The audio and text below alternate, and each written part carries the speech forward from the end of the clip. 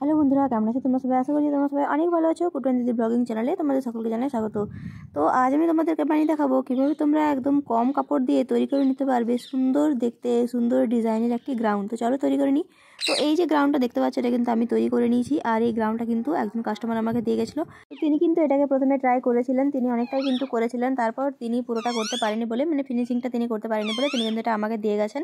আর এটাতে তিনি আমাকে বলেছিলেন যে, মানে কাস্টমার বলেছিল যে এটা কিন্তু আছে হচ্ছে 15 রাখতে হবে। আর এটা আমি মেপে দেখলাম যে আছে হচ্ছে 17। তো আমাকে কিন্তু এখান থেকে 2 ইঞ্চি বাদ দিতে হবে।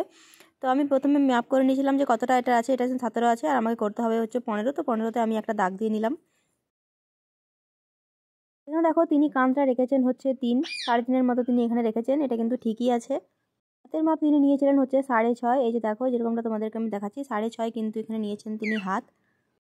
এখানে দেখো গলাটা তিনি নিয়েছেন হচ্ছে 5।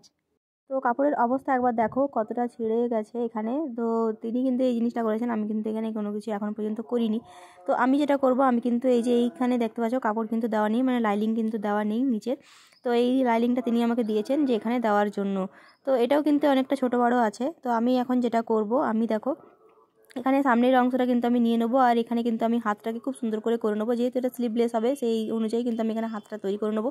তো এই কাপড়টা আমি দেখিয়ে দেখলাম যে কাপড়টা হচ্ছে কিনা, দেখলাম না, এটা যে কাপড়টা এক্সট্রা ছিল সেটা কিন্তু হবে না। তো লাইলিংই কিন্তু আমাকে দিতে হবে। আমি এখানে দেখো প্রথমে কিন্তু হাতটাকে খুব ভালো করে আমি মাপ করে নিয়েছি। হাতটা হচ্ছে আমাদের মাপে হচ্ছে 8। তো আমি কিন্তু 8 এবং 16, মানে 16 কিন্তু লাগবে আমাদের এটা লম্বাটা। তো 16 লম্বা করে আমি কিন্তু এখানে দেখো লাইনিং প্রথমে কেটে নেবো।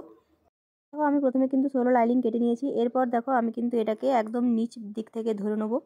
এটাকে ধরার পর মানে উল্টো দিক থেকে আমি কিন্তু এটাকে তৈরি করছি। উল্টো দিকে এটাকে আমি কিন্তু খুব সুন্দর করে এখানে স্লিপটা এখানে বসিয়ে নেবো। এরপর আমি কিন্তু এখানে পিন দিয়ে নেবো। যে জায়গাটা আমি সেলাই করবো সেই জায়গাটাতে আমি কিন্তু পিন দিয়ে তোমাদেরকে দেখিয়ে নেবো। আর এইভাবে কিন্তু একবার ভাঁজ করে আমি কিন্তু ডবল ভাঁজ করে খুব ভালো করে সেলাই করে নেবো।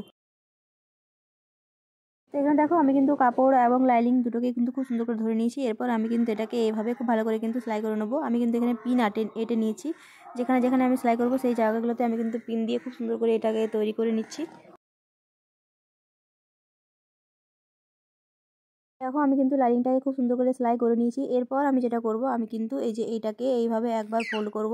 তারপর কিন্তু এটাকে আমি আরেকবার এভাবে ফোল্ড করব। ফোল্ড করার পর কিন্তু যে কালো দাগটা দেখতে পাচ্ছ, মানে কালো যে সেলাইটা আমি করেছি তার উপর দিয়ে কিন্তু আমি এটাকে আরেকবার খুব সুন্দর করে এটার উপর দিয়ে আমি কিন্তু খুব সুন্দর করে এটাকে সেলাই করে নেবো। এই দেখো কিছুটা এইভাবে। তো আমি এখানে কিন্তু পিন এঁটে নিচ্ছি। যেভাবে আমি সেলাইটা এখানে দেখিয়েছি সেইভাবেই কিন্তু আমি এটাকে খুব সুন্দর করে এখানে সেলাইটা করে নেবো। তো গ্রাউন্ডটার উপরের অংশটা কিন্তু হয়ে গেছে। এই যে দেখতে পাচ্ছ আমি কিন্তু হাতটাকে খুব সুন্দর করে এখানে সেলাই করে নিয়েছি। যেরকমটা সে বলেছিল যে স্লিভলেস হবে, সেই স্লিভলেস অনুযায়ী কিন্তু আমি এখানে তৈরি করে নিয়েছি।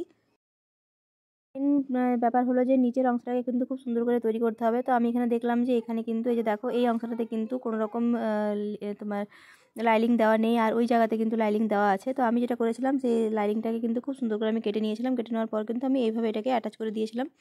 তো দেখতে পাচ্ছ অনেকগুলো কিন্তু স্টিচ এখানে পড়েছে, যেরকমটা দেখতেই পাচ্ছ। তারপর কিন্তু আমি আবার যেগুলোতে খোলা ছিল, যে জায়গাগুলো খোলা ছিল সেই জায়গাগুলোকে আমি কিন্তু অ্যাটাচ করে দিয়েছি। আর এটা দেখো এই যে ওপরের অংশ, আর এটা হচ্ছে নিচের অংশ। এরপর আমি দেখো এই যে লাইনটা দিয়েছি, যে এই লাইনে আমাকে কিন্তু মুড়তে হবে, সেই লাইনে কিন্তু আমি এটাকে এইভাবে দেখে নিচ্ছি যে লাইনটা দিয়েছি আমি 15তে, সেই লাইনটা দিয়ে কিন্তু খুব সুন্দর করে ওপরের এবং নিচেরটা কিন্তু আমি অ্যাটাচ করে দেবো।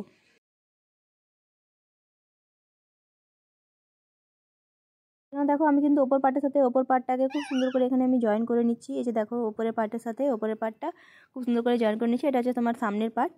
আর এভাবে কিন্তু আমি খুব সুন্দর করে তোমার আলপিন দিয়ে নিচ্ছিলাম, যাতে কিনা আমার সেলাই করতে সুবিধা হয়। আমি কিন্তু খুব সুন্দর করে গোল করে এখানে রাউন্ড করে এখানে আলপিন দিয়ে নিয়েছি, যাতে কিনা এটা আমার সেলাই করতে সুবিধা হয়।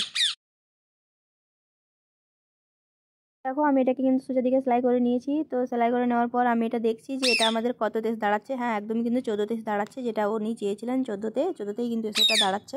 তো এখনও কিন্তু আমি এটাকে খুব ভালো করে সেলাই করে নেবো। আর দেখো নিচটা কিন্তু উনি একটুখানি হলেও সেলাই করেছিলেন, এই যে এখান থেকে কিন্তু এবার আমাকে সেলাই করতে হবে। আমি কিন্তু এটাকে এরকমভাবে একবার ফোল্ড করে দেবো। একবার ফোল্ড করার পর কিন্তু এটাকে আমি আরেকবার ফোল্ড করে দেবো। তারপর কিন্তু এই নিচটাকে পুরোটাকেই খুব সুন্দর করে কিন্তু আমি সেলাই করে নেবো নিচের ফিনিশিংটার জন্য। এখানে দেখো আমি কিন্তু এইভাবে আলপিন দিয়ে খুব সুন্দর করে কিন্তু আমি এঁটে নিয়েছি। আর এইভাবে এঁটে নেওয়ার পর কিন্তু আমি এটাকে খুব ভালো করে সেলাই করে নেবো। আমি কিন্তু এটাকে খুব সুন্দর করে সেলাই করে নিয়েছি, ওপরের পার্টের সাথে নিচের পার্টটাকে খুব ভালো করে আমি সেলাই করে নিয়েছি। আর সেলাই করার পর কিন্তু আমি দেখে নিলাম যে তিনি যেটা বলেছিলেন যে 15তে আসতে হবে, সেটা 15তে আসছে কিনা।